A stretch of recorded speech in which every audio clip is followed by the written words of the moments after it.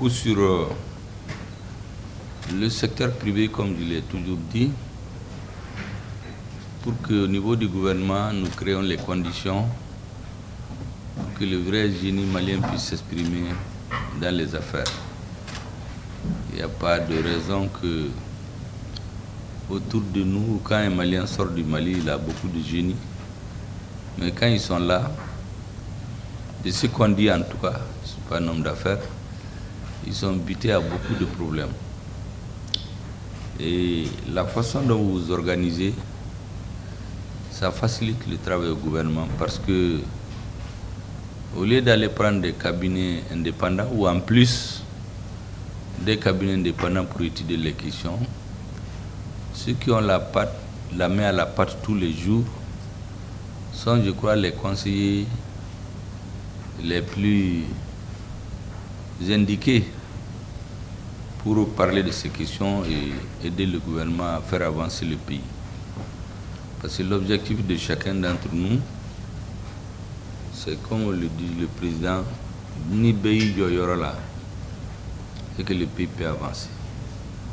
Que les militaires fassent la guerre, que les hommes d'affaires fassent les affaires, que les hommes politiques fassent l'agitation des idées, au lieu d'aller distribuer des pieds ou bien faire des ponts, ce qui n'est pas leur rôle, et ainsi le pays peut avancer.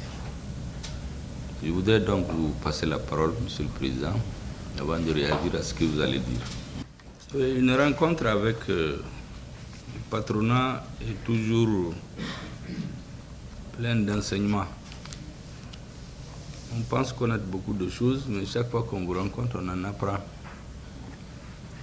Quand je disais tout de suite que c'est peut-être la retraite qu'un privé va m'embaucher, tout le monde s'est mis à rire, en oubliant que les hommes politiques ne vont jamais à la retraite. On dit que la politique est le seul métier. Quand vous y rentrez par la tête, vous y sautez par les pieds. Donc il n'y a pas de retraite. Le rôle du politique, c'est de faire en sorte que les autres puissent vivre plus heureux dans la famille. Même ce matin, dans le cadre du séminaire de lutte contre la corruption, j'ai indiqué aux uns aux autres que quand vous dirigez bien votre pays, vous ne manquerez jamais de quoi vous nourrir et vivre jusqu'à la fin de vos jours. Mais si vous voulez accumuler des milliards, il vaut mieux quitter la politique. Si vous voulez accumuler des milliards, allez-y dans les affaires. Ceux qui choisissent de faire beaucoup d'argent, ils ont fait le choix. Mais si vous restez dans la politique, dans les hautes fonctions, en dehors du confort matériel qui peut être suffisant jusqu'à la vie, jusqu'à la fin des jours, si vous voulez accumuler des richesses, vous devenez un corrompu. Ça, c'est la triste réalité. Parce que souvent, les cadres avec leurs fonctions font de la concurrence déloyale en réalité aux hommes d'affaires. Parce qu'ils ont plusieurs pouvoirs en main. Ils ont le pouvoir d'État et ils veulent avoir le pouvoir économique. Or, d'après un de mes ancêtres, il y a 3 choses qu'il ne faut jamais mélanger. Si vous les mélangez, vous allez tout perdre.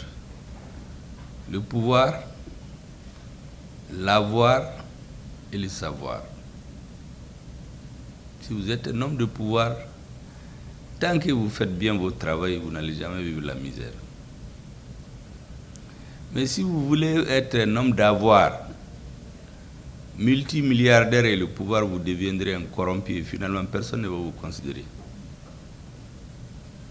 Si vous êtes un homme d'avoir, accumulez vos milliards, organisez votre vie, orientez la politique, parce que la politique c'est fait pour que les citoyens vivent mieux.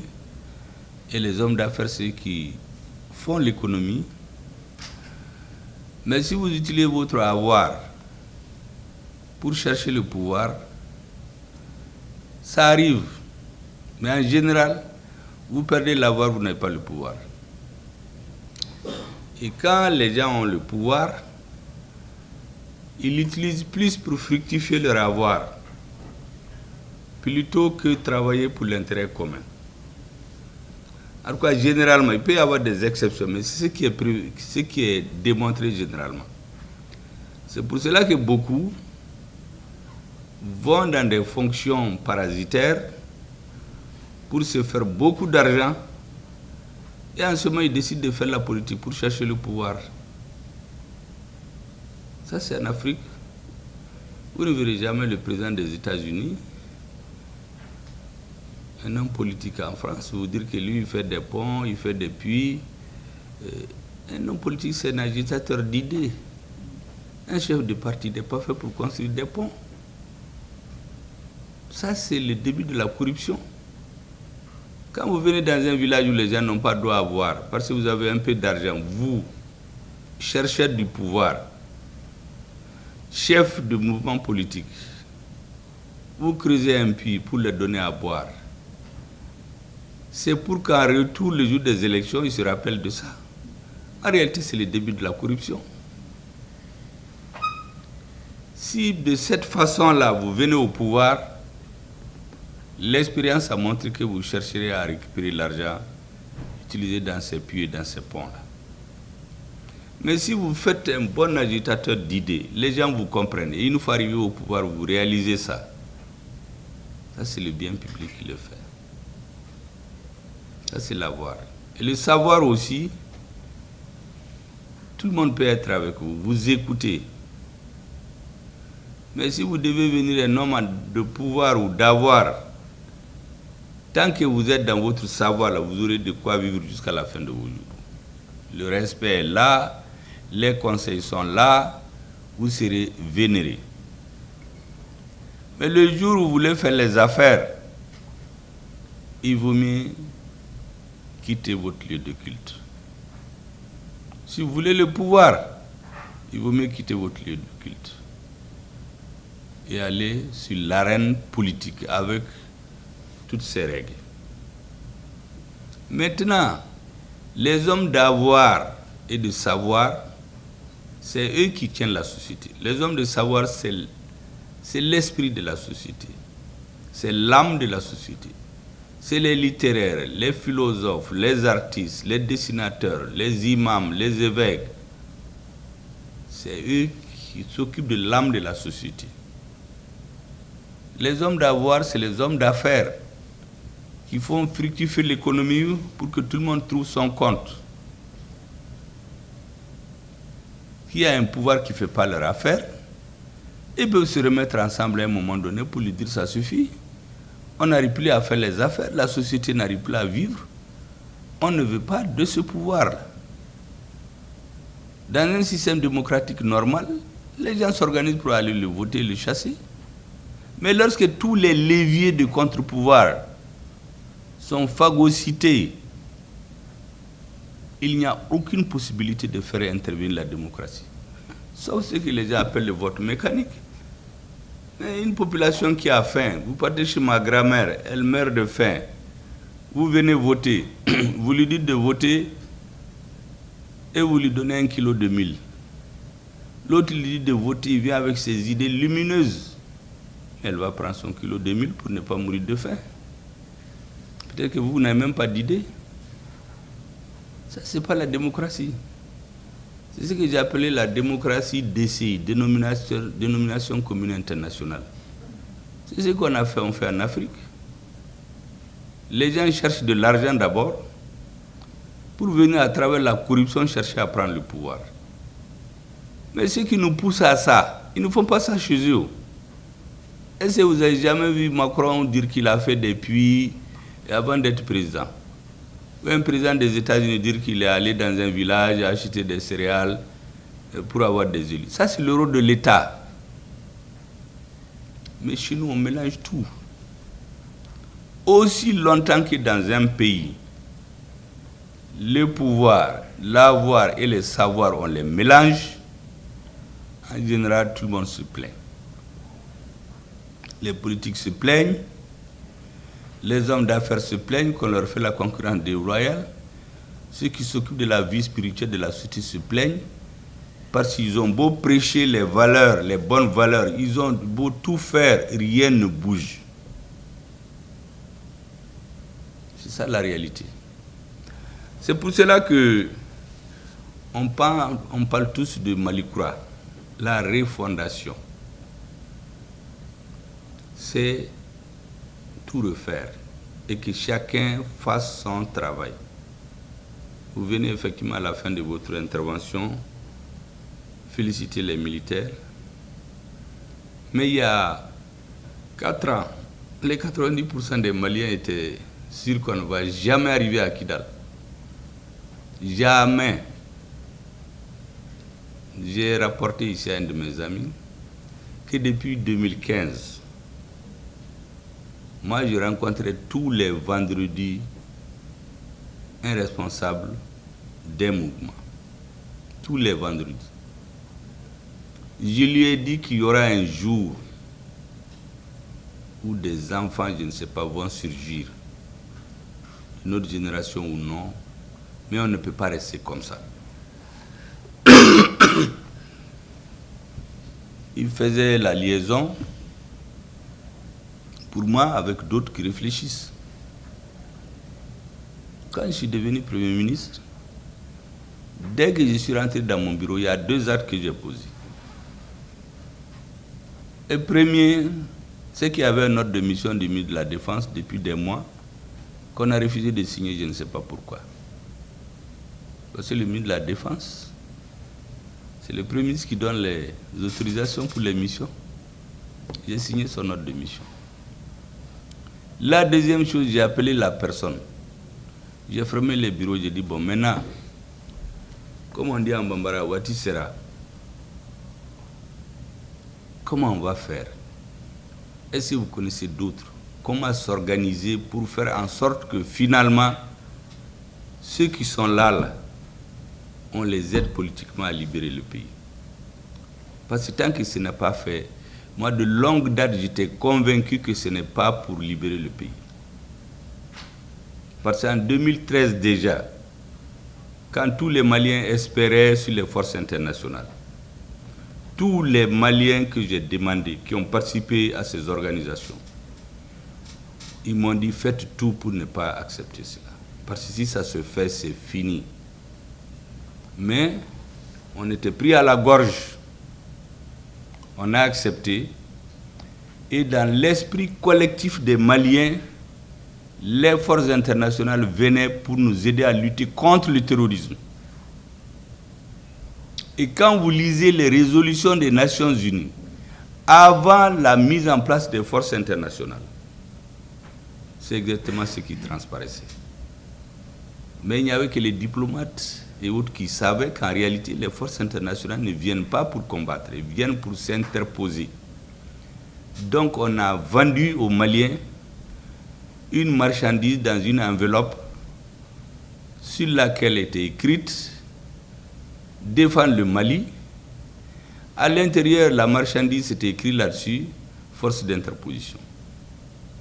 Et les Maliens se sont retrouvés avec une enveloppe dans laquelle il y a une marchandise qui n'est pas consommable.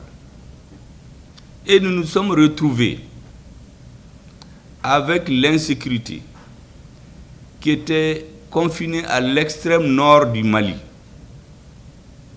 qui a pris par prendre les 80% du pays. Et au même moment, les forces armées nationales et internationales sont allées jusqu'à 50 000. Le terrorisme s'étendait. Il y a même un président africain, je l'ai interpellé récemment, parce qu'il a dit exactement ce qu'il a dit il y a 3 ou 4 ans. Parce que beaucoup d'hommes politiques, c'est ça leur problème. Ce qu'ils disent aujourd'hui, dans 2-3 ans, ils disent le contraire. Fontu et Tcha, comme on dit chez nous. Il disait qu'on ne peut pas comprendre qu'au Mali, il y a 50 000 forces armées et que le terrorisme s'étend. Le même, je l'ai entendu dire récemment, mais le Mali demande à la MINUSMA de partir. Mais qu'est-ce qu'ils vont faire si la MINUSMA part? Ils ne pourront rien. Ils seront en danger. Bon, voici pourquoi les gens ne respectent pas les hommes politiques souvent.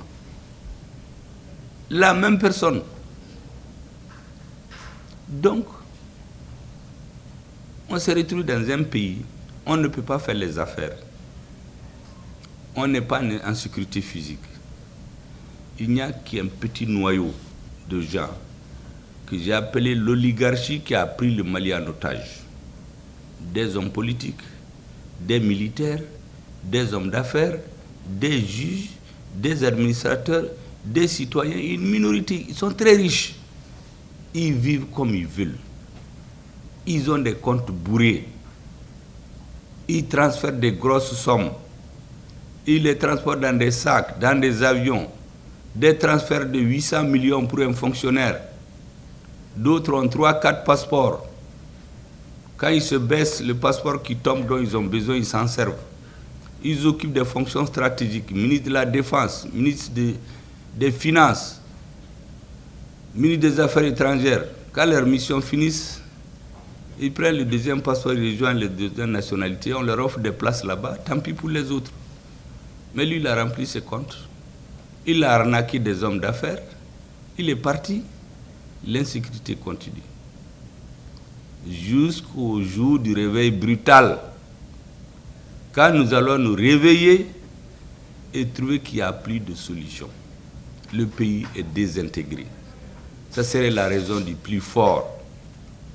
Nous avons vécu ici au Mali cette période-là, de désordre, pendant des siècles, où le plus fort fait ce qu'il veut. Après, on nous a colonisés. C'est exactement le sort qui était prévu pour le Mali. Et quand j'ai expliqué ça à mon ami là, vous savez ce qu'il me dit? Je l'ai raconté plusieurs fois, mais je le dis à tout le monde pour que tout le monde sache comment l'équipe là fonctionne. Vous savez ce qu'il m'a dit? Il me dit, tu sais mon ami, je crois que, comme on dit en Bambara, qu'on fait quoi? C'est-à-dire tu es un rêveur. Il me dit, le Mali là ne sera plus jamais unifié, comme vous pensez. Jamais dans la vie. Il me dit que c'est un haut responsable qui lui a dit ça depuis 2016. Il lui a dit, préservez vos vies, ne vous tuez pas pour rien. Un président va finir, un autre va venir, jusqu'à ce que ce qui doit arriver arrive. En réalité, ce qui était prévu, peut-être toute cette génération va partir, même la vôtre, même les plus jeunes. Il y aura des jeunes générations, de jeunes qui aiment être des bons vivants, voyager, plusieurs passeports, des connaissances à l'extérieur, mais qui ne connaissent rien de l'histoire, qui cherchent juste la jouissance. Mais quand vous avez affaire à une génération comme ça, mais c'est facile de faire ce que vous voulez du pays. Sur 20 millions de personnes, quand vous avez 1000 personnes à votre disposition comme ça, vous maîtrisez le pays, vous exploitez tout, vous amenez là où vous voulez et vous leur donnez de quoi vivre et voyager, le pays est soumis. La réalité, je l'ai dit, ça ne pourra pas marcher comme ça. Et il m'a confirmé que lui ne croit pas qu'un Mali, le Mali peut être comme il l'a été. Je lui ai demandé s'il croit réellement. Et pourquoi donc on se rencontrait tout ce temps? Non, qui se gênait de me dire. Et qui t'a nini, tu fais ton temps, Ibitaga. Parler trop, le Mali ne changera jamais. Il a quitté mon bureau. J'ai effacé son numéro de mon téléphone. Parce que je me suis dit, vous savez, quand vous voulez affronter des grandes tâches, si quelqu'un vous démoralise, il est pire qu'un ennemi. Dans l'armée, comme un président s'est levé en Afrique pour dire à ses soldats, il ne faut pas vous battre, hein. Les autres sont plus forts que vous, ils sont plus aguerris. En fait, dans la guerre, ça, c'est les gens qui démobilisent les troupes. Il est parti à tout. Je dis, c'est quelqu'un qu'on a raté récemment avec les drones d'ailleurs. Il était dans les mines, parce que vous savez qu'il y avait des mines au nord, où des milliers de Soudanais et de Tchadiens sont là, on exploite. Il y a une administration parallèle, il y a des mosquées, des écoles, des papiers en tête, on distribue des terrains. On fait ce qu'on veut. Et il y a des liaisons à Bamako. Les membres de l'oligarchie s'en donnent à cœur joie. Les militaires meurent, on les met dans les fosses communes. Les opérateurs économiques, ceux qui ont les moyens voyagent, ceux qui n'ont pas les moyens, ils prient Dieu, ils attendent. que la situation s'arrange. Mais les gens ne croyaient plus qu'on peut aller à Kidal. Même le jour où on faisait les assises nationales, il y a des Maliens qui ont été à Kidal, qui se sont fait filmer. Le jour où les mouvements armés ont dit qu'ils refusent que l'État fasse les assises nationales. Il y a des Maliens qui ont été se montrer avec les mouvements armés pour nous expliquer qu'eux, ils connaissent le Mali. Ils ne connaissent rien du tout parce que ce n'est pas leur travail. Le jour où les assises se tiennent. Et ce n'est pas n'importe qui. Vous avez des grands intellectuels ici, des grands hommes politiques qui ne croyaient plus en cela.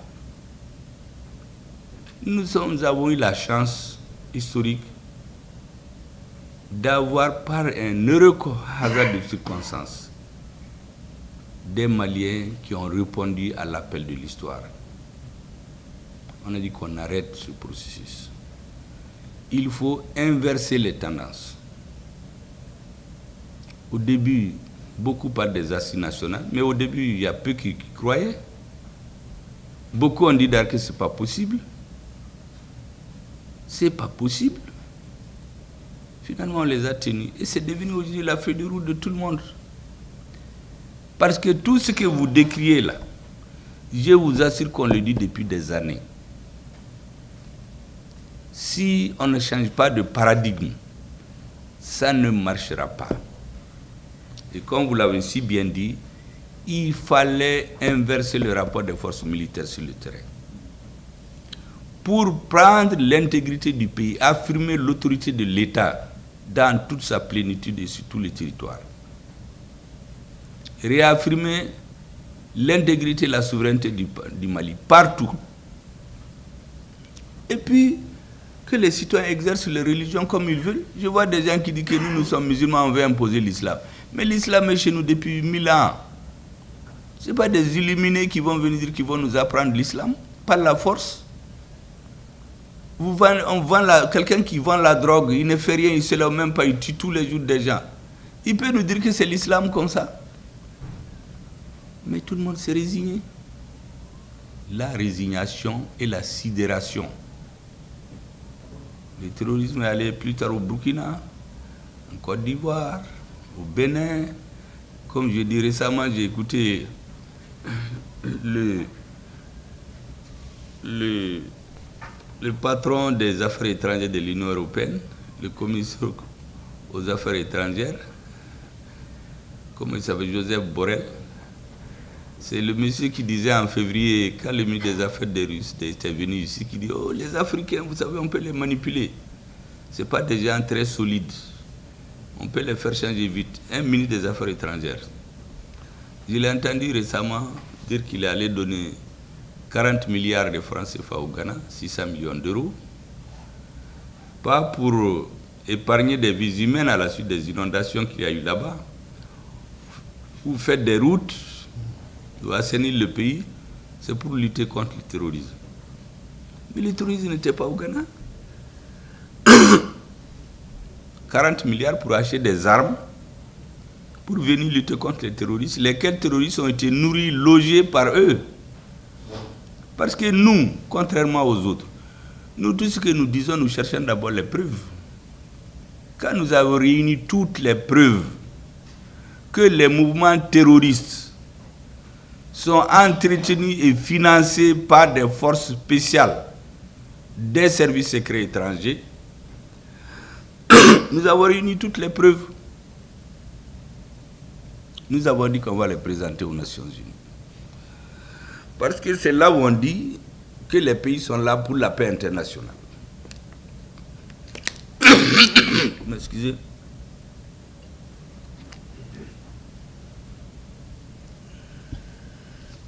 Si vous avez la preuve qu'un acteur est impliqué jusqu'au cou pour entretenir le terrorisme, nous avons dit qu'on va montrer les preuves pour qu'on en finisse avec cette affaire. Je crois que les militaires ont dû dire aux politiques,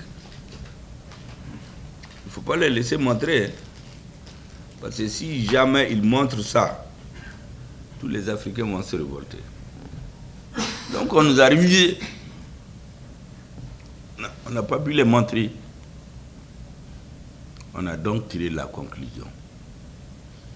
Si c'est ça, il faut qu'on se sépare à l'amiable. Et nous avons demandé du départ des forces internationales. Sans histoire. Nous avons analysé tout le personnel.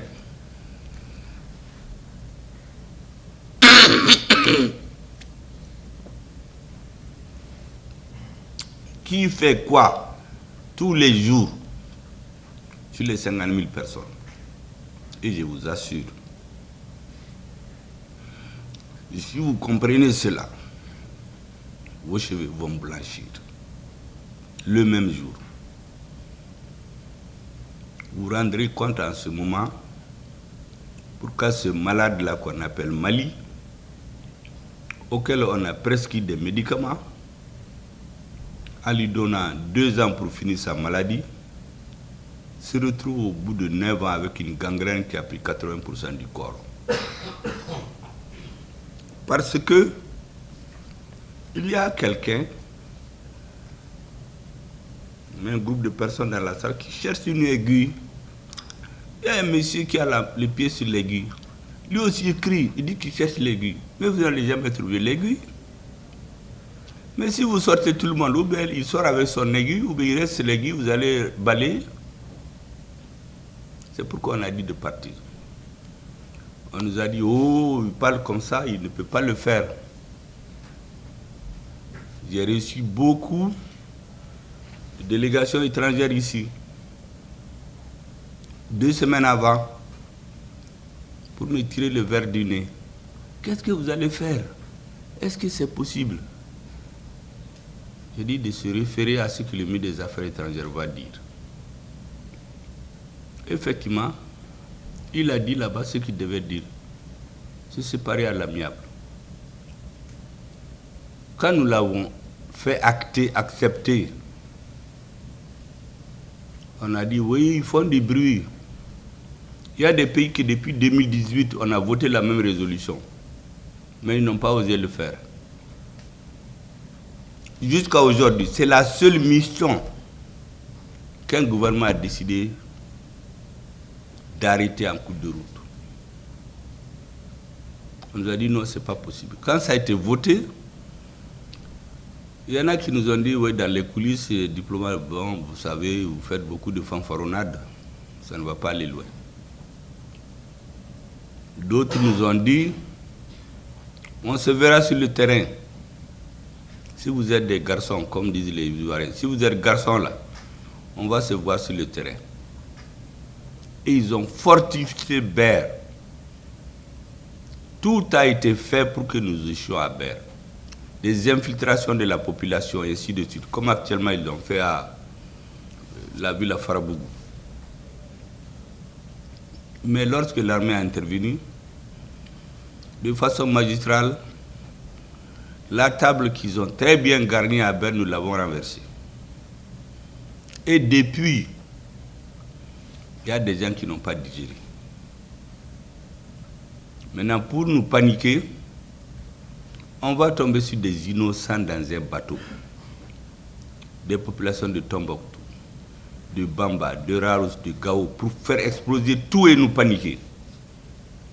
Pendant ce temps, il y en a qui sont sur des réseaux. On va voir, ils vont s'arrêter. Des Maliens se lèvent. Ah, le gouvernement, vraiment, il faut chercher la paix maintenant. Vraiment, ça va, il faut vraiment chercher la paix. Les Maliens sont fatigués de la guerre. Des grosses voix dans les médias. Mais quand on regarde, c'est pour nous manipuler. Le gouvernement n'a jamais refusé la paix.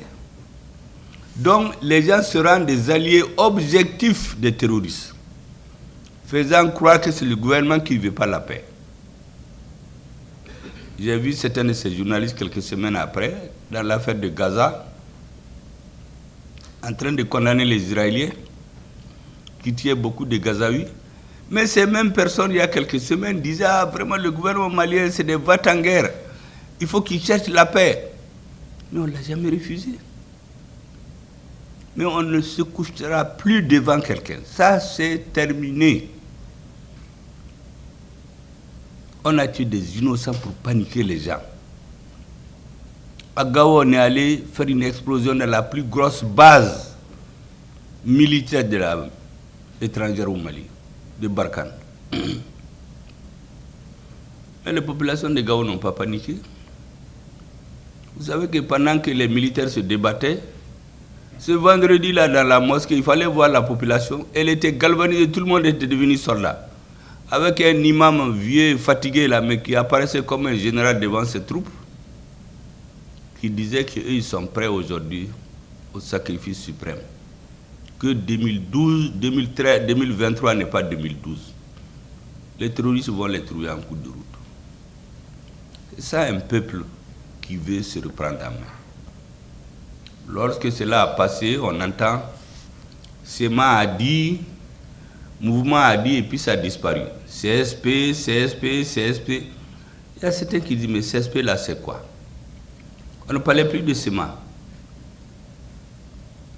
CSP, c'est une création des services secrets d'un pays étranger, en collusion avec des Maliens.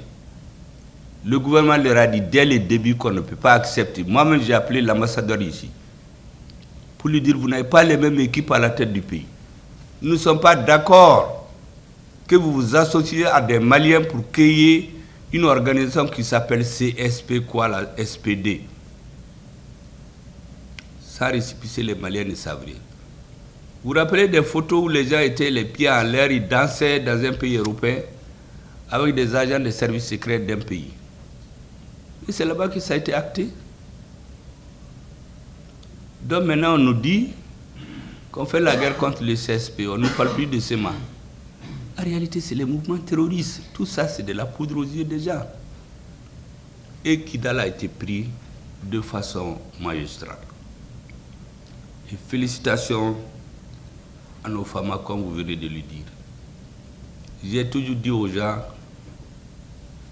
cette guerre-là, nous ne pouvons pas la perdre, parce que notre combat est juste. Nous allons perdre des batailles. Mais la guerre, si le Mali est bien dirigé, il va la gagner. Parce que les Maliens ont besoin juste d'être mis en confiance, d'avoir l'assurance qu'il faut. C'est les mêmes soldats, le même pays, les mêmes sponsors qui se sont multipliés des terroristes. Pourquoi ça a été pris? Donc c'est la même chose pour vous. Moi je suis certain que si le pays sort de la crise sécuritaire, si l'État prend soin de ne pas s'occuper de la spéculation, mais surtout fixer les règles, être un État stratégique, laisser les hommes d'affaires inventer, créer, d'autres vont chercher des visas pour venir au Mali. Les Maliens n'iront nulle part. Ça, c'est le rôle des politiques. Ce n'est pas d'aller faire des ponts ou chanter. C'est pas le, ça, c'est le rôle des politiques. Je suis convaincu que votre travail, si il est bien utilisé, et je crois qu'il sera bien utilisé, parce qu'il y a quelques jours, dans quelques jours, j'aurai un débat avec le ministre de l'économie et des finances sur comment nous voyons le Mali à l'horizon 2035. Je sais que tout ce que nous allons dire ne peut pas aller sans vous. Nous pouvons tracer juste des perspectives. Mais la réalisation montée brique par brique là, pour avoir le bâtiment, ça c'est vous les maçons. On peut juste faire l'architecture de ce qu'on veut pour le Mali dans 20-30 ans. Mais les ingénieurs des travaux et les maçons là, ça c'est les hommes d'affaires. Donc, ce que je pense, c'est conformément aux nouvelles orientations que nous voulons donner au Mali. Il faut qu'il y ait un cadre politique formel d'échange entre vous et le gouvernement pour que ce que nous allons décider puisse être le résultat d'un accord minimum pour faire avancer le pays. nous pouvons avoir les idées, mais dans la pratique, il faut que le gouvernement harmonise ses positions avec vous. Mais aujourd'hui, le ministre des Finances, avec tout son staff, ils sont au CNT. Ils sont en train de défendre des dossiers plus ou moins complexes. Il a besoin de tous ces techniciens avec lui. Et moi, je n'ai pas voulu reporter votre rencontre. Je pense que ça, c'est très important. Il serait important, me semble-t-il, de faire comme tous les domaines où on est bloqué. On est en train de faire les états généraux de l'enseignement, de la jeunesse. Faites les états généraux de la fiscalité. Comme ça, tout le monde va comprendre. Parce que tant que c'est quelqu'un qui prend le bout, on va vous mettre les bâtons dans les roues. Moi, je vous donne un exemple. J'étais ministre de l'Industrie et du Commerce en 2003-2004. Tanja était président du Niger, président en exercice de l'UEMOA. Il est venu ici en visite avec comme ministre des Finances l'actuel Premier ministre du Niger. On a été à la Chambre du commerce, accompagné du président du Mali et du Niger.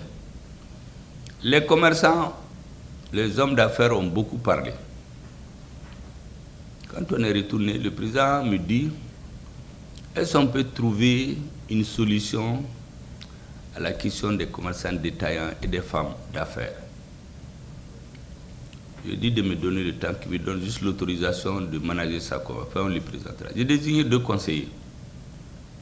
Un, comment le commerce informel, qui n'est pas utilisé dans les universités. Si vous voyez un économiste, il va vous rentrer dans les théories des grands économistes. Mais là-bas, il n'y a pas d'informels. Ils les ont tous chassés. Mais chez nous, c'est eux qui détiennent l'économie. Donc, il faut notre ingéniosité. Or, chez nous, tout ce qu'on n'étudie pas, on croit que nous, on ne peut pas faire des choses. Finalement, au bout de quelques mois, on a travaillé ce qu'on appelle le projet d'appui aux commerçants détaillants. J'ai dit de prendre depuis celles qui vendent le charbon, les tomates, les choses, jusqu'à ceux qui ont 10 millions de chiffre d'affaires. Je suis sûr que c'est la plus grande masse d'ailleurs. Ils ne payent pas d'impôts. Les agents des impôts viennent les voir, ils négocient, ou bien ils se cachent, ils ferment leur boutique. On a mis un système. On te fait un petit prêt de 250 000 francs, tu vends des salades ou du charbon. On te donne un délai pour rembourser. Après, on te fait 500 000 francs. Ainsi de suite. Des femmes qui vendent des salades à Kati, du charbon à Bamako. Quelqu'un, il fait la commercialisation du riz entre ici et Nyono. Il a besoin de 2 millions. On a dit aux commerçants d'État, la seule condition, vous payez tout et vous faites identifier. On vous choisit ce qu'on appelle quelqu'un, un auditeur agréé, qui fait pour beaucoup de gens, il vient dans chaque petite boutique, qui vous aide les rudiments de la gestion. Vous payez peut-être 2 fois moins votre petite patente là. Et vous avez de l'argent. Je ne sais pas qui est le directeur des impôts de Ségou, mais en tout cas, un de mes conseillers m'a dit que maintenant il est tranquille. Tous les petits boutiques là, c'est eux-mêmes qui viennent payer. Et ils ne vont même pas courir derrière eux. Parce que dès que tu te présentes, tu as payé là. On te donne un peu plus de 150 000 francs ou 500 000 francs. Il dit, il faut qu'on voit comment ça marche, comment faire pour entraîner ce monde-là là-dedans. Moi, j'ai lancé un appel à la banque. J'ai demandé à tous les petits commerçants de cotiser. On va demander à la banque de dégager une ligne de crédit de 500 millions, de 100 millions. On va voir à qui donne. Est-ce que vous savez qu'en une semaine, les petits commerçants ont cotisé 100 millions, 90 millions? Dès qu'on a eu ça, j'ai réuni les directeurs de banque. J'ai dit, bon, maintenant, comment on fait pour avoir 200-500 millions de lignes de crédit pour les petits commerçants? Peut-être dans 6 mois, on va organiser petit à petit. On dit que c'est en labourant qu'on devient un bon laboureur. Là où les gens ont le plus cotisé, vous savez ce que le directeur de la banque là me dit? Qu'il ne peut pas donner plus de 100 millions. Il dit, mais quelle différence il y a entre vous et ma vieille grand-mère là qui a son sandouk à la maison? je mets mon salaire là-dedans, on prend petit à petit jusqu'à ce que ça finisse. Si vous ne pouvez pas donner plus de 100 millions, or les gens ont cotisé chez vous 100 millions, vous n'êtes plus une banque. Oui, il a refusé. Bon, on s'est rencontrés sur d'autres chemins et je crois qu'il n'a pas regretté. Parce que quand j'ai eu des fonds où il y avait des dizaines de milliards, il a commencé à demander des rendez-vous, je lui ai dit que mon téléphone ne marche plus. On a amené l'argent chez les opérateurs, les banquiers qui se jouent là, on dit qu'ils vont prendre le risque avec le gouvernement. Un banquier qui ne prend pas de risque, ce n'est pas un banquier. Donc on a commencé cette affaire. Je vous assure,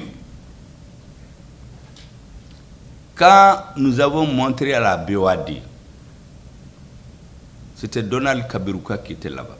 Il m'a dit qu'ils vont mettre 8 milliards. Donc il fallait des gens qui sont de plus en plus ingénieux. Après, il y avait le dossier des femmes hommes d'affaires. Je dis les femmes qui ont à partir de 50 millions, celles qui sont dans les affaires. On a eu les mêmes montants. Mais vous savez, au Mali, il y a trop de gens qui disent tout. Moi, je suis assis un jour, je reçois une lettre pour me dire le dossier des femmes commerçantes, là, il faut le transformer au ministère de la promotion de la femme. Je dis, mais là-bas, c'est les œuvres sociales. Mais comme on ne peut pas discuter avec un chef, dans l'administration, c'est comme dans vos affaires, quand un employé vous conteste là, vous le renvoyez. Donc j'ai dit à mes collaborateurs, Aya Douma, mais c'est devenu une œuvre sociale, alors qu'il s'agissait des femmes d'affaires. Je ne sais pas où est-ce qu'ils en sont aujourd'hui. Celui des détaillants, les gens ont commencé à faire des prêts n'importe comment. Moi, je n'étais plus là-bas. Il y a des gens qui savaient très bien qu'ils ne vont pas rembourser, mais ils viennent prendre. Finalement, je ne sais pas où est-ce qu'ils en sont aujourd'hui. Je suis sûr que sur la durée, les impôts au Mali, si vous donnez un peu, tout le monde, tous les États riches, c'est comme ça. Mais chez nous, il y avait des entreprises que tout le monde voit, ils ont leur chiffre d'affaires. Pour eux, là, c'est les Niedimi. Donc, on va tomber sur eux quand l'État a des problèmes. Et puis, on les fait payer. C'est ce qui vous fait dire qu'il y a 5% d'opérateurs qui payent 95%. Mais tout ça, ni vous, ni l'État ne peut résoudre ce problème. C'est à deux qu'il faut chercher la solution. C'est pourquoi moi, je pense que si le ministère des Finances est d'accord avec vous, en tout cas, même si le pas, ça fait partie de vos missions, il faut travailler peut-être à organiser cette question des États généraux de la fiscalité au Mali. C'est dans l'intérêt de tout le monde. Et faites en sorte que chacun trouve son compte. Moi, j'étais un simple ingénieur de télécommunications, je ne suis pas un économiste, mais comme c'est mes parents, les corps boutiques là, qui étaient dans les petits commerces là, on avait commencé, mais maintenant je crois que c'est fini, je ne sais pas comment ça se passe. Pour les femmes là, c'était devenu du social. Au lieu que ce soit les femmes entrepreneurs, parce que des gens sont allés imaginer que ce Premier ministre-là, si vous ne faites pas attention, il va être trop populaire dans le monde des petits commerçants, surtout que Koroboro Boutigu Kacha, ainsi de suite. C'est-à-dire j'ai appris des choses après. Il dit, mais ça n'a rien à voir avec le travail de membres du gouvernement. Parce que chez nous, souvent, les dirigeants, ce n'est pas ce qui est fait. Il y a des gens qui vont prendre du thé le soir, qui vont manger les week-ends. Il y a les filets ou la bléma magnifiquement kani. C'est à partir de ça qu'ils prennent les décisions. Un pays ne peut pas avancer comme ça.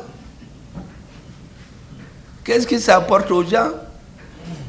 Chez nous, c'est ce qui empêche nos pays d'avancer souvent. Sinon, si vous les résolvez de façon objective, avec le ministre des Finances, parce que l'État a intérêt qu'il y ait beaucoup d'argent. Je vous assure qu'au Mali, il y a de l'argent. Moi, personnellement, j'étais ministre de l'Industrie et du Commerce. J'ai démontré par A plus B au président en 2006 qu'on pouvait multiplier par 4 les recettes budgétaires à partir de l'intérieur et qu'on n'avait pas besoin de l'extérieur. Je l'ai démontré papier sur papier. Il me dit, mais on va nommer qui? Je dis, moi je ne sais pas, parce que si jamais vous hasardez à désigner quelqu'un, On va lui dire, hey, toi tu n'as rien compris. Il est tellement malin. En réalité, c'est pour désigner son parent. C'est pourquoi il est venu vous dire ça. Et c'est fini. Moi, je dis, je ne suis pas là-dedans. En tout cas, si vous le désignez, il vient là. Moi, je peux l'aider. On m'a désigné, on est resté dans ça jusqu'à aujourd'hui. Notre pays a des grosses potentialités. Et chaque fois qu'on a les défis, on le relève. Mais je donne la preuve de l'insécurité. On nous a coupé toutes les aides extérieures. On est sous différentes sanctions, comme vous dites. Et quand on a pris Kidal, est-ce que vous savez que ceux qui font le plus de bruit, quand on a tué plus de 100 personnes, plus de 400 et quelques personnes dans le bateau, tué déjà à Tombouctou, à Bamba, à Rarous, à Gao, ils n'ont même pas fait de condoléances à notre président. Quand on a pris Kidal, il y a eu un sommet de la CEDEAO, ils n'en ont même pas parlé. Mais on n'a pas besoin d'être très intelligent pour comprendre que leur objectif, ce n'est pas le Mali. Ils ont d'autres objectifs. Et d'où nous devons prendre notre destin en main. Et pour le prendre en main, il faut une bonne direction et que chaque citoyen fasse son travail. Les militaires font la guerre, les professeurs enseignent, les élèves vont au cours et non pas aller avec des coupe-coups et des bâtons pour menacer les professeurs, pour fixer les quotas des gens qui passent à l'examen, que les ministres fassent ce qu'ils doivent faire et que les ministres concernés vous écoutent. Si vous travaillez ensemble, le ministre de l'économie et des finances, on a les mêmes problèmes, vous allez trouver les solutions. Effectivement, ce que vous avez dit, moi, c'est ma conviction. Vous savez, quand le premier gouvernement a été installé le 1er juillet, à ma première rencontre avec les ministres, je leur ai dit que le discours nationaliste, le discours patriotique, la galvanisation des citoyens, c'est pour un moment. On a ouvert les yeux à tout le monde. Nous avons mis un sac sur la tête, on a levé le sac. Il paraît même qu'il y a un partenaire là qui était couché. Il avait un drap. Nous, on est venu, le Malien a levé le drap et tout le monde l'a vu nu. Ça, c'est un vieux Germain qui m'a envoyé ce message-là. J'ai dit donc, mais ça, c'est pendant 2 ans, 3 ans. Mais après, les gens veulent vivre heureux. Ils veulent travailler, amener leurs enfants à l'école, vivre normalement. Quand ils n'ont pas ça, patrie, c'est très bien, mais ventre vide n'a point d'oreille. Celui qui a faim, il a soif, il n'entend pas qu'il n'y a pas à manger, à boire, hein. Il faut lui donner à manger. Certains, même s'ils vont manger, ils vont mourir après. En tout cas, ils vont manger. Donc, quelqu'un qui s'organise contre nous, je l'ai entendu d'ailleurs récemment, un homme politique, un diplomate dire, ces pays-là, on les laisse, on va les avoir. Sur le temps, ils ne pourront rien faire. Or, sur le temps, c'est l'économie qui marche. Donc, tant que l'économie ne marche pas, les mêmes qui nous applaudissent aujourd'hui vont dire le contraire demain. Si vous regardez tous les présidents qui sont venus ici, au début, c'est la grande popularité. Mais après, on se demande qu'est-ce qui se passe. C'est vrai qu'il y a l'usure du pouvoir, il y a l'entourage qui fait du n'importe quoi, mais les gens veulent plus. Quand les gens ont quelque chose, c'est un acquis. On ne peut plus les mobiliser sur ça. Moi, j'ai vu ici le pont FAD. Il est resté juste sur l'inauguration quand le président est tombé. Mais après, j'ai vu des gens là-dessus dire comment on a fait le pont. Ils n'étaient même pas là. Et les gens ont accepté. Parce que les gens voulaient juste un pont. Qui l'a fait, ce n'est pas leur affaire. La population a besoin de vivre heureuse. Et c'est quand les affaires marchent dans le pays. L'État a besoin d'avoir les moyens. Un État, ses ressources, s'il n'a pas de pétrole qu'il exploite, des minerais, ses ressources, c'est les impôts et les taxes. Les États les plus riches, là, ce n'est pas des États qui ont des puits, c'est des États qui ont mis un système de collecte des impôts de façon plus ou moins égalitaire, qui fait qu'ils sont riches. Mais chez nous, souvent il y a des gens qui sont très riches, comme vous l'avez dit, mais qui ne payent rien du tout. Il y a des gens qui ont un peu, on va tomber sur eux, on les serre, parce que l'État aussi a besoin de certaines situations, dans certaines situations de s'en sortir. Et les Maliens, le monde des affaires malien a montré, pour parler trivialement, de quel bois il se chauffe pendant l'embargo. Jusqu'à présent, beaucoup se demandent comment on a tenu. Seuls les Maliens peuvent l'expliquer. Et beaucoup ont misé sur le fait qu'on ne pourra pas tenir. Le jour où l'embargo a été pris, je vous assure qu'il y a des informations qui ont été données que maximum une semaine le régime va tenir. Il y a des économistes ici qui ont commencé à parler, mais on sait qu'ils venaient d'arriver d'ailleurs. Ils sont venus de l'avion 2 jours avant. En grande théorie, les mouvements, je le sais très bien, les mouvements où je suis, tous les activistes là, on les a appelés à côté des soi-disant professeurs d'économie pour leur démontrer que cette affaire ne peut pas durer plus de 2 semaines. Mais ce qu'ils ont oublié, c'est que depuis la rectification de la transition, les autorités se sont préparées au fait qu'on n'échappera pas. Quand quelqu'un ne veut pas de votre pays, ce qu'il voulait, c'est un gouvernement faible. Faire toutes les élections pour que dans 6 mois, il y ait un coup d'État contre lui. On va faire haro sur le baudet. De coup d'État en coup d'État, le pays va se désintégrer. Et en ce moment, les membres de l'oligarchie, qui ont des terrains, qui ont des maisons, qui ont plusieurs passeports, ils quittent le Mali. C'est pourquoi j'ai demandé à un ami, vous demandez les élections, mais dans ton village, tu ne peux pas aller faire les élections. Mais il s'est trouvé que lui, il a déjeuné avec un ambassadeur la veille. Ce n'est pas pour le Mali. Un pays où les gens meurent, un homme, son premier besoin, c'est la sécurité physique. Après, maintenant, si la sécurité physique est assurée, il ne faut pas te limiter à ça. Parce que s'il est en sécurité, il n'a pas à manger, il n'est pas soigné, il ne va pas à l'école, mais il va se retourner contre celui qui lui a donné la sécurité. Donc, nous avons tenu, malgré tout ce qu'on a tracé comme plan, si les Maliens n'étaient pas résilients, on n'allait pas tenir. Le président a même demandé au ministre, lorsque les salaires des travailleurs ont été augmentés, alors que c'est la loi, il dit que ça ne doit pas s'appliquer au ministre. Parce que pendant que les autres serrent la ceinture, on ne peut pas dire qu'il y a une augmentation chez les ministres. D'attendre la fin de la transition. Quand ce serait mieux, on va faire des rappels pour certains. Mais en attendant, de se satisfaire avec ce qu'ils ont. Parce que tout le monde a serré sa ceinture. Il y a des opérateurs, leurs affaires ne marchaient pas. D'autres ont laissé des impôts. D'autres, on les a pressés, jusqu'à ce qu'on a failli les étrangler. Mais le pays s'en est sorti. Et aujourd'hui, tous les Maliens sont fiers.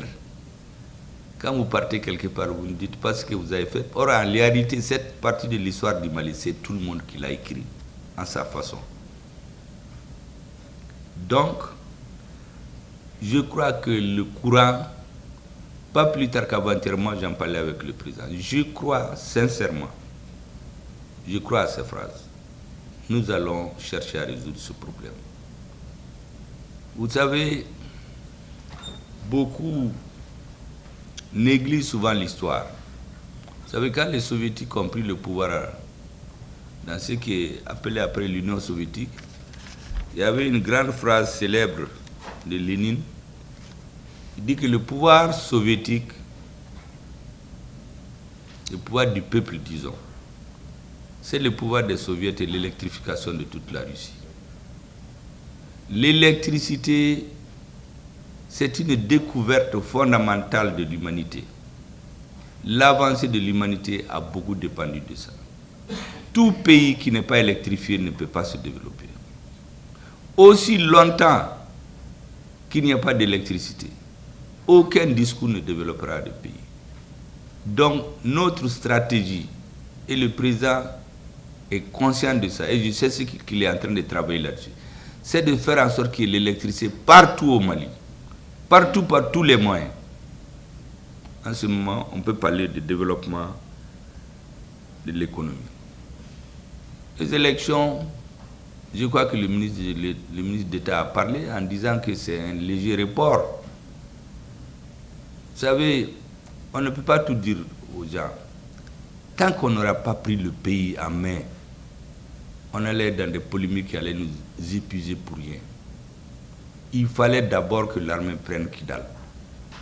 Tout autre débat était sans fondement réel. Or, jusqu'à ce que Kidal soit pris, il y a beaucoup qui n'y croyaient pas. J'ai même vu des gens qui ont dit dans les médias que nous on perd notre temps. Je les ai vus venir faire des grands discours patriotiques pour dire que ça, ils reconnaissent leur pays, comme s'ils n'étaient pas là avant. Mais il fallait prendre Kidal.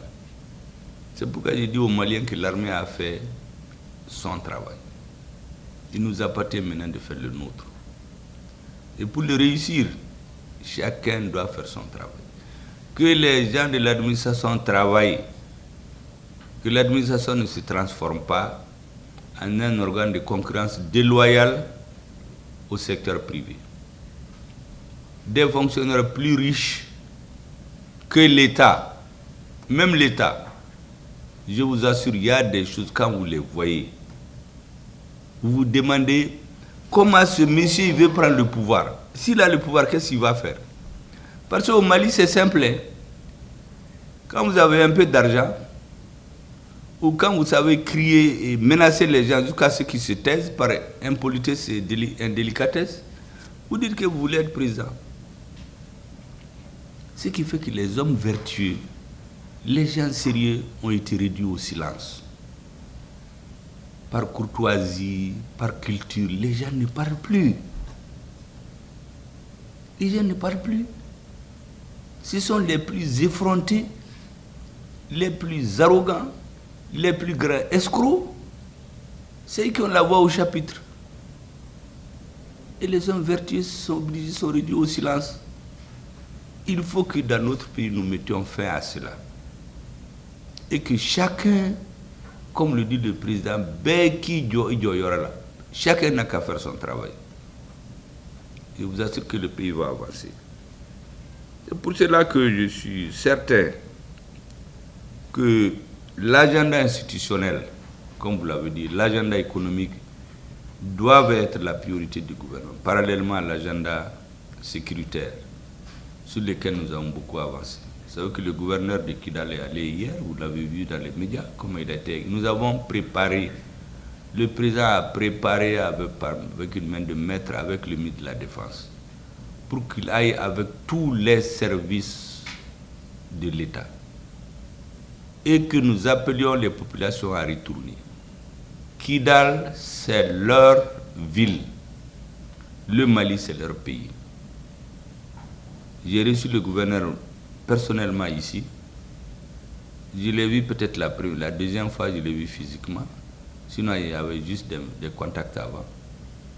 Aujourd'hui, les Maliens doivent se serrer la ceinture, faire beaucoup de bénédictions pour que Kidal revienne définitivement dans le giron du Mali. Encourager les militaires à nettoyer le pays, parce que jusqu'à présent, les terroristes sont partout.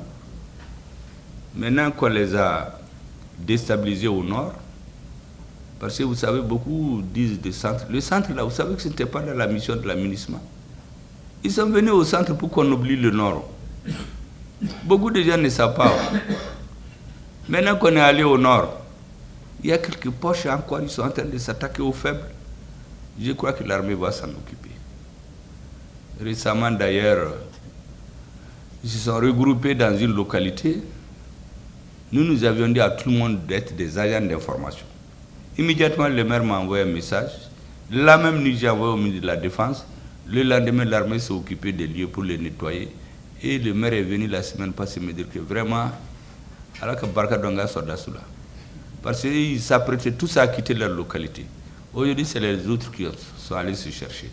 Mais il y a des poches. tant que ça ne sera pas total, la paix dans le pays. C'est comme l'Afrique, on disait que tant qu'il y a un pays africain qui n'est pas indépendant, l'Afrique ne peut pas être indépendante. Tant qu'il y a des poches de résistance, on continue à tuer les Maliens. Notre armée va continuer à les traquer. En Europe, après la Seconde Guerre mondiale, le premier gouvernement français, le gouvernement provisoire que De Gaulle a mis en place, vous savez, parmi l'une de ses grandes missions, c'est de nettoyer le pays parce qu'il y a des poches de résistance fascistes. Le nettoyage du pays. Parallèlement, développer, s'occuper des produits de première nécessité de la population, développer les infrastructures, et eux, ils avaient leurs problèmes, les relations avec les colonies. Nous, on a des problèmes avec nos opérateurs économiques. On va nous entendre, on va discuter. On n'invente rien. Je vous dis que si les gens lisent un peu l'histoire, les dirigeants n'ont pas besoin d'aller faire des ponts ou des puits pour corrompre des villageois malheureux pour venir se présenter devant eux et dire que lui, il cherche le pouvoir. Si on suit l'histoire, tout ce qui se fait maintenant, d'autres l'ont fait. Il nous suffit de suivre comment la reconstruction de l'Europe a été faite après la Deuxième Guerre mondiale. C'est aussi simple. Et on ne pardonne pas l'escroquerie. On rasait les gens qu'on surprenait dans des trahisons ou qui volent. Mais une personne a tout. Dans un pays où des gens n'ont même pas à manger, il se parfume, il met des vestes, il va à 45 degrés en campagne. Alors que ce n'est pas son argent. Il faut que les Maliens disent non à ça. Les hommes politiques, c'est des agitateurs d'idées, ce n'est pas des vendeurs de produits. Les vendeurs de produits, c'est vous, c'est les hommes d'affaires. Celui qui est riche, il fait sa fondation. Sa fondation peut faire des puits, mais tu ne peux pas dire que tu cherches le pouvoir et toi, tu vas chercher à corrompre les gens, soit disant que tu donnes du grain à des malheureux ou tu fais des puits pour filmer ça et venir nous montrer ça pendant la campagne. Faites vos affaires. Moi, le ministre des Finances va venir. Je pense qu'il y a un travail de fond. Il a dessiné la vision du Mali pour longtemps. Il faut maintenant que l'architecture est faite. Il faut que le travail d'ingénieur, on le fasse avec vous. Et tous ces problèmes dont vous avez parlé vont être soulevés dans les débats et qu'on fixe des solutions. Moi, je suis convaincu, c'est peut-être ma profession d'ingénieur, il n'y a aucun problème sans solution. Ça n'existe pas. On peut ne pas l'avoir parce qu'on ne connaît pas d'abord. Mais si on cherche à connaître, là, il n'y a pas de problème sans solution. Je suis convaincu qu'avec l'élan que le président a aujourd'hui, que le gouvernement a, avec la capacité de réflexion et de synthèse dont vous faites preuve, pour nous dire comment il faut faire. Moi, je suis optimiste, personnellement. Je veux que cet optimisme vous gagne aussi, que ça gagne tous les Maliens, que tout le monde ait confiance à notre pays. Parce que la confiance, quand un pays a confiance là, rien ne lui est impossible. Rien. Vous savez, un Américain, un enfant né, qu'est-ce qu'on lui met dans la tête? Que les Américains sont les meilleurs dans le monde. Depuis qu'il est petit. Parce qu'on veut développer la confiance en lui. Faisons en sorte que le gouverneur dirige bien le gouvernement, que les hommes d'affaires aient confiance à notre pays et que d'autres viennent, comme vous le dites, qui cessent d'avoir peur, des armes ou des mesures de rétorsion politique liées aux embargos et autres. Personne ne pourra venir dire que c'est parce que les institutions sont ceci, sont cela. Vous savez que c'est après les assises que beaucoup ont compris que l'équipe actuelle ne travaille pas suivant comme ça sa tête. Elle travaille suivant des objectifs définis par les assises nationales. Eux, ils disaient non, il faut faire des élections. Nous, on dit non, les élections, ce n'est pas pour maintenant. On va faire les assises. Quand on a su ce que les Maliens veulent, on travaille suivant ça. Donc, je souhaite que cette confiance, elle soit multipliée et développée chez vous. Que nous aussi, nous ayons confiance. Nous nous accompagnons et le pays va aller de l'avant. C'est ce que je voulais dire, Monsieur le Président, avant de lever la séance. Et merci beaucoup. La séance est levée. Ah oui, il y a des documents cadres qui veulent me remettre. Je vais l'envoyer aussi au ministre de l'économie et des finances.